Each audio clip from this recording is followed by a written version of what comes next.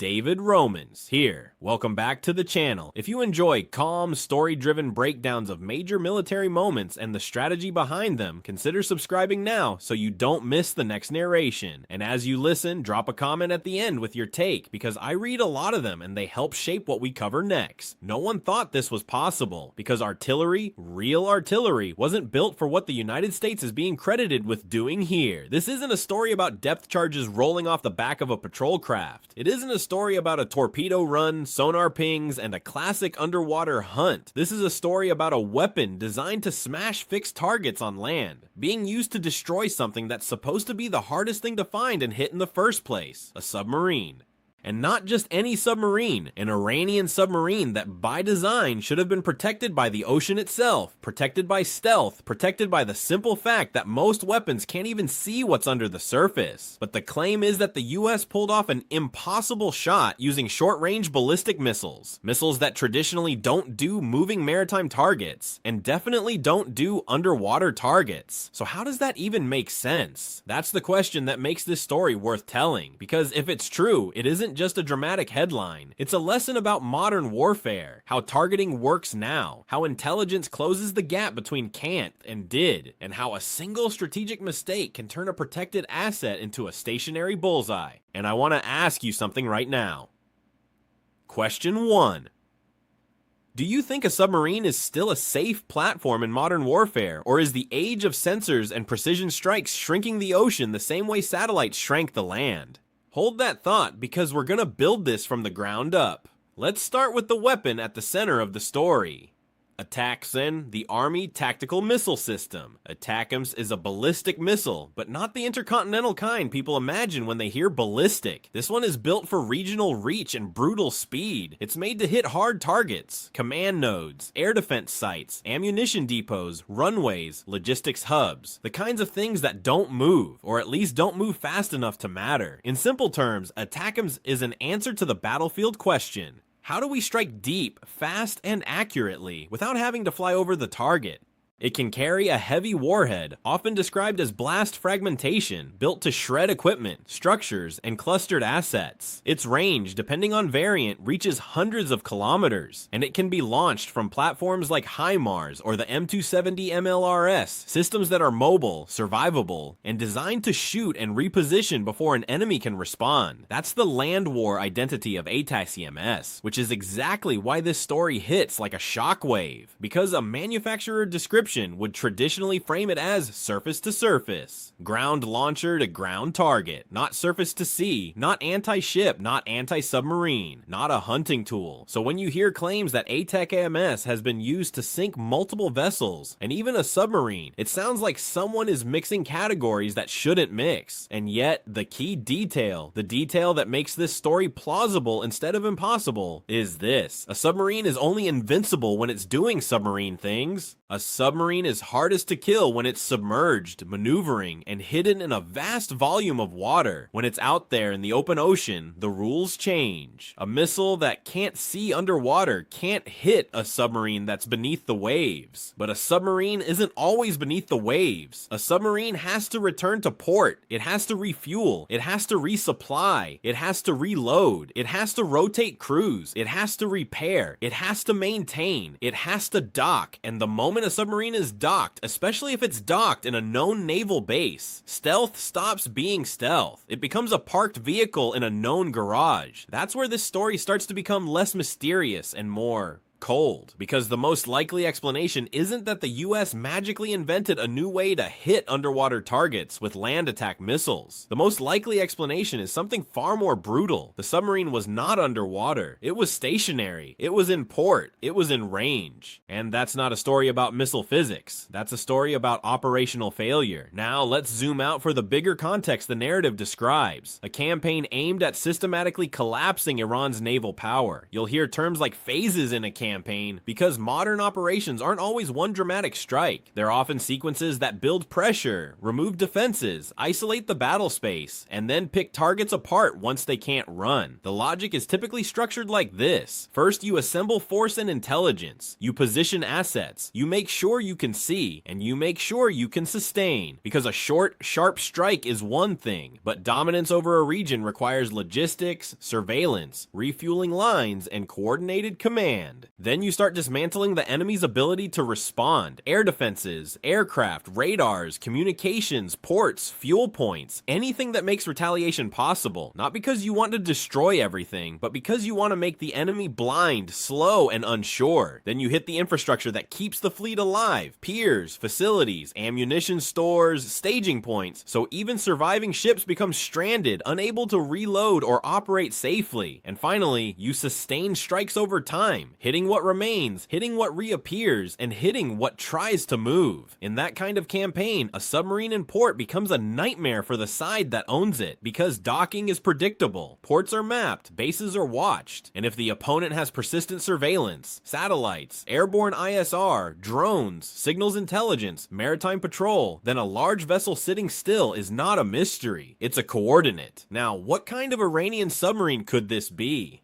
Iran's submarine force, in most public discussions, is often described as a mix of small, coastal mini-subs and a smaller number of larger diesel-electric boats. The mini-subs can be dangerous in tight waters, especially for ambush tactics and choke points. But the larger boats, though still diesel-electric, represent heavier capability, longer endurance, heavier torpedo loads, potential mine-laying, and more strategic impact in the region. And that mine-laying piece matters, because if you want to threaten a choke point like the Strait of Hormuz, mines are one of the most frightening tools you can deploy. Mines don't need to win a naval battle. They just need to create uncertainty. They force slowdowns, reroutes, sweeping operations, insurance spikes, hesitation, and fear. A single mine threat can jam the gears of global trade. And submarines that can lay mines do it in the most dangerous way, quietly. So if you're the United States, or any force trying to keep sea lanes open, your priorities shift. You don't just hunt ships that can shoot at you, you hunt ships and subs that can shut down the map. And if the campaign described in your script is focused on clearing maritime threats, then going after submarines in port becomes not only plausible, it becomes a logical next step. Because a submarine at sea is hard, a submarine in port is vulnerable. Now, here's the part that turns this from interesting into strategically ugly for Iran. If a submarine, especially one considered among the more operational boats, was left sitting at a major naval base within strike reach, that suggests one of three things. 1. Leadership believed the base was protected and the threat was being exaggerated. 2. Command and control was degraded, confused, delayed, disrupted, so the submarine didn't receive timely orders or couldn't safely sail. Or 3. The submarine was already in a compromised state, maintenance, repairs, partial readiness, making departure too risky. All three are bad, because even if you believe a port is safe, modern conflict punishes that belief. Ports are fixed, docks are fixed, repair facilities are fixed. The places you need are the places that can be targeted, and that creates a cruel dynamic. The very infrastructure that makes a navy function becomes the best target list for an opponent with precision strike capability. That's why in this narration, the phrase impossible shot is almost misleading, because the missile didn't do something supernatural. The missile did exactly what it was designed to do, hit a fixed target with precision. What changed was the identity of the target. A submarine became, for a moment, a fixed target, and in that moment, a weapon that isn't supposed to kill submarines can kill one. Now let's address the emotional core of this story, the humiliation factor. Because military outcomes aren't just about destruction, they're about messages. A submarine is a symbol. It's a prestige tool. It says, we can hide, we can strike, we can threaten your shipping, and you might never see us.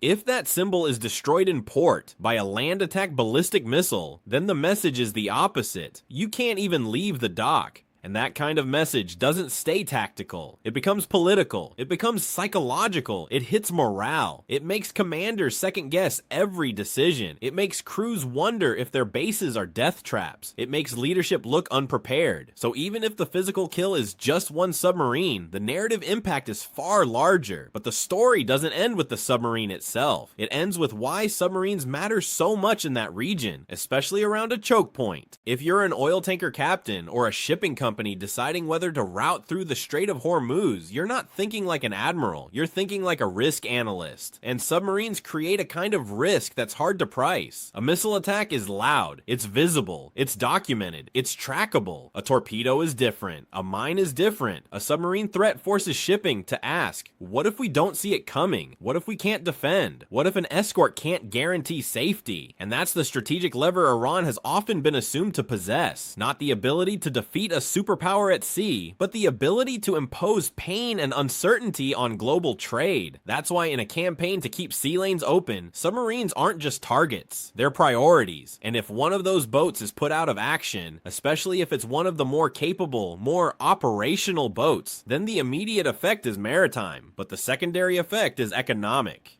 It's pressure, it's deterrence. It's the difference between a shipping lane that hesitates and one that continues moving. Now, let's bring in the other side of the contrast your script points to. The difference between how a modern submarine force kills and how a trapped submarine force dies. A capable submarine kills quietly. It chooses the time. It chooses the angle. It chooses the range. It doesn't need spectacle. It needs invisibility. A trapped submarine dies loudly, not because the explosion is loud, but because the symbolism is loud.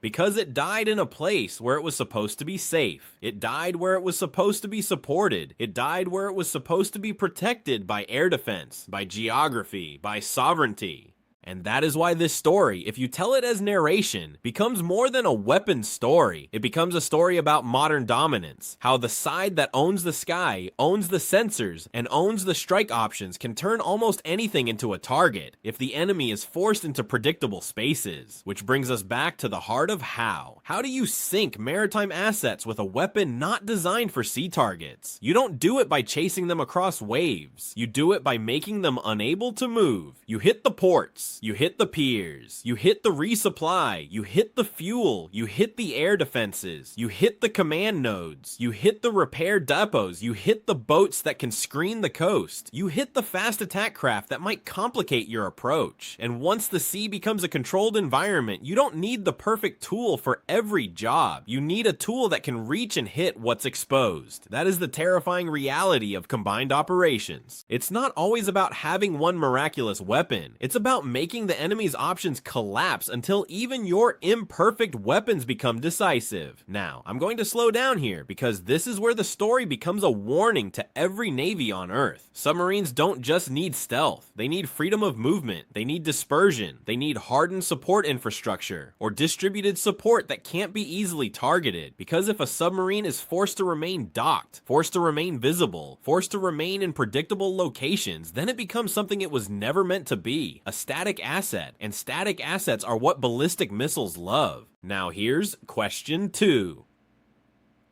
And I want you to genuinely think about it before you comment. If you were planning the defense of a navy under heavy pressure, would you risk sending a submarine out into dangerous waters just to avoid losing it in port? Or would you keep it docked and protected, even knowing the dock itself might become the target? That dilemma is where strategy stops being theory and becomes life and death decision making, because sailing a submarine out under threat is risky. It could be tracked, it could be ambushed, it could be destroyed at sea, but keeping it in port is also risky because a port is a known coordinate. So the commander is choosing between two kinds of danger: the danger you can't control at sea and the danger you might be able to predict on land until you can't. And in this story, the suggestion is that Iran made the wrong choice.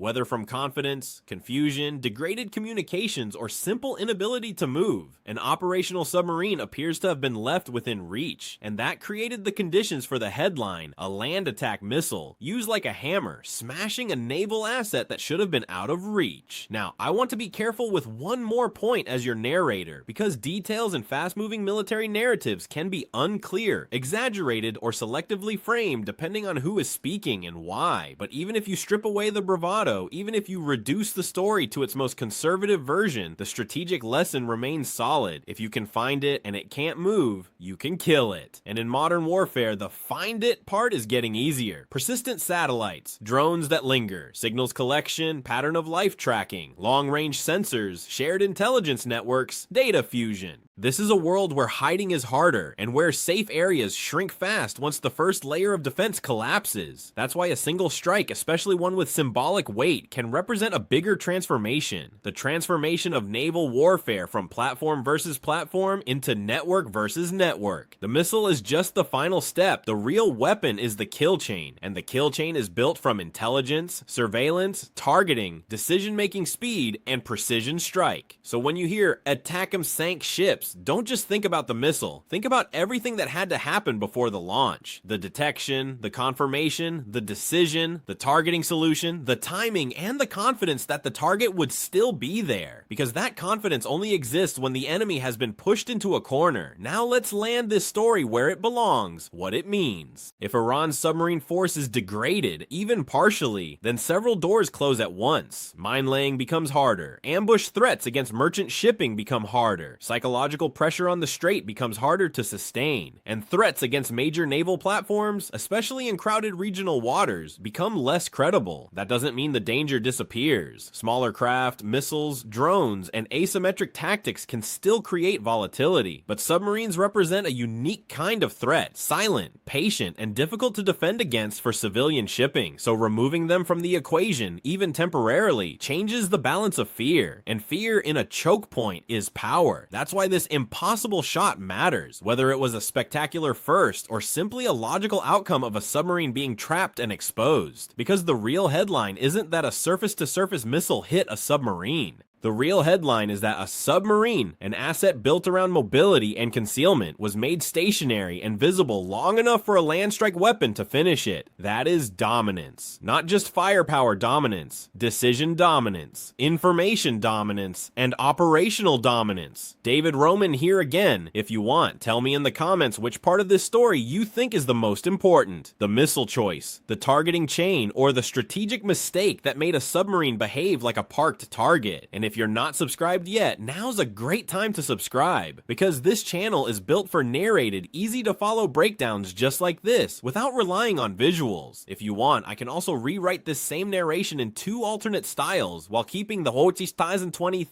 characterities rule. 1. A calmer documentary tone, or 2. A more intense thriller briefing tone.